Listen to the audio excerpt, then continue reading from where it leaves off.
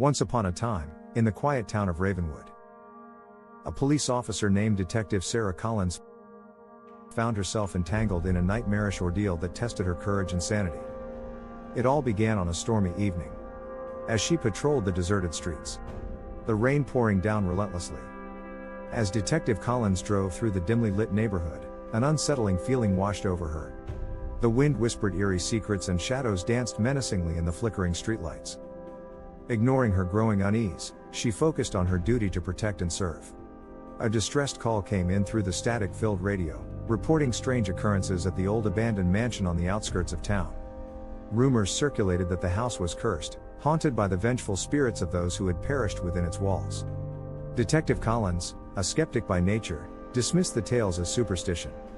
Curiosity enticed her to investigate the mansion, despite the warning signs. She arrived at the decaying structure, its windows shattered and covered in cobwebs. As she ventured inside, a chilling draft clawed at her skin, and the air grew thick with a sense of foreboding.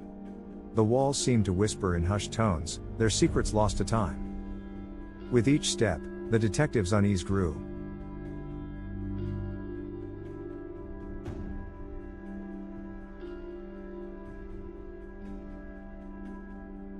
Strange noises echoed through the empty rooms, and a chilling mist swirled around her feet. Ignoring the voice inside urging her to flee, she pressed on, determined to uncover the truth.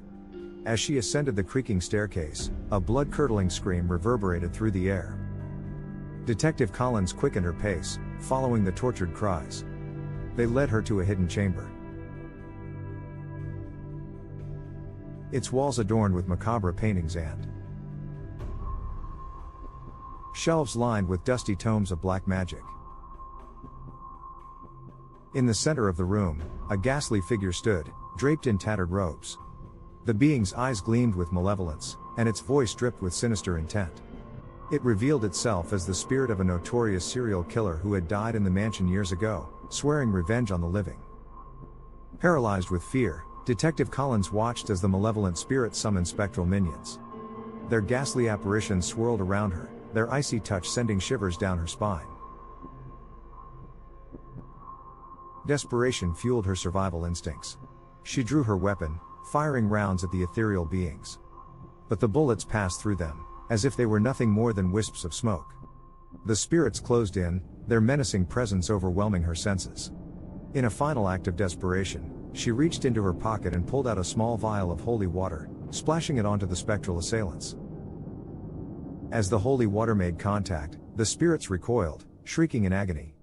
Their ethereal forms dissipated, vanishing into thin air. Detective Collins, gasping for breath, realized that the power of faith had saved her from their clutches. Exhausted but determined, she fled the mansion, vowing to bring an end to the evil that plagued Ravenwood.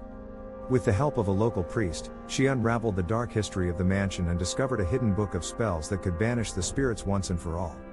Armed with the knowledge and the book, Detective Collins returned to the mansion, facing her fears head-on. In a climactic battle, she recited the ancient incantations, sealing away the vengeful spirits forever. As the final words left her lips, the mansion trembled, and a blinding light consumed the room. When it faded, Detective Collins found herself standing alone in the dilapidated structure. The curse had been broken, and peace was restored to Ravenwood. From that day forward, Detective Sarah Collins was hailed as a hero, the one who had faced the horrors of the mansion and emerged victorious. Her bravery and resilience became the stuff of legends, reminding the townsfolk that darkness could be defeated, even in the face of the supernatural. And so, the town of Ravenwood slept peacefully once more, grateful for the fearless detective who had protected them against the terrors that lurked in the shadows.